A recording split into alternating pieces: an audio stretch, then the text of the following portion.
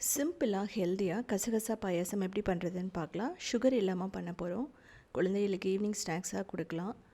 இதுக்கு பார்த்தீங்க அப்படின்னா வயிற்று வலியை குணப்படுத்துகிற சக்தி இருக்குது. ஸோ அதனால் மந்த்லி ஒன்ஸ் கண்டிப்பாக குழந்தைகளுக்கு கொடுக்கலாம்.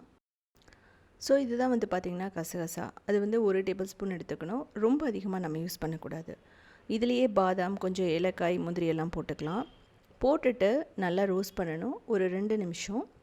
இதை நீங்கள் ஊற வச்சும் பண்ணலாம். மிக்சியில் போட்டுட்டு ஒரு நல்ல பேஸ்ட்டாகவோ ஓரளவுக்கு நல்ல ஃபைனான ஒரு பியூரி மாதிரியோ அரைச்சி எடுத்துக்கலாம்.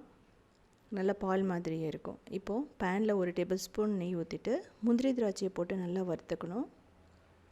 இது பார்த்திங்கன்னா நான் ப்ளைனாக பண்ண போகிறது கிடையாது. சேமியா கொஞ்சம் சேர்க்க போகிறேன். கிட்டத்தட்ட 3 டேபிள் ஸ்பூன் சேமியா போட்டுட்டு லைட் ப்ரௌனாக வர வரைக்கும் நல்லா வறுத்துக்கணும். நீங்கள் சேமியா பிடிக்கலன்னா ஜவ்வரிசி போட்டுக்கலாம், ரவை, எள் எது வேணாலும் நீங்கள் போட்டுக்கலாம். இப்போது பால் ஒரு அரை லிட்டர் ஊற்றணும். ஸோ இது நல்லா பொங்கி வரும்போது நம்ம அரைச்சி வச்ச விழுதை ஊற்றிடலாம். இதை ஊற்றி ஒரு 5 நிமிஷம் கொதிக்க வைக்கணும். இதுலேயே 1 டீஸ்பூன் குங்குமப்பூ போட்டுக்கிறோம். குங்குமப்பூ ஆப்ஷனல் தான். ஃப்ளேவருக்காக ஏலக்காய். இது ரெடி ஆகிறதுக்கு கிட்டத்தட்ட ஒரு 5 நிமிஷம்தான் ஆகும். இன்ஸ்டண்ட்டாக பண்ணிடலாம். சுகர் சேர்க்காதனால கண்டிப்பாக நீங்கள் வெயிட் லாஸ்ன்னு போகும்போது இந்த ஹெல்த்தியான பாயாசத்தை குடிக்கலாம். இப்போது இது நல்லா கொதித்து வந்ததுக்கப்புறமா நம்ம ஆஃப் பண்ணிவிட்டு நாட்டு சர்க்கரை போட்டுக்கலாம்.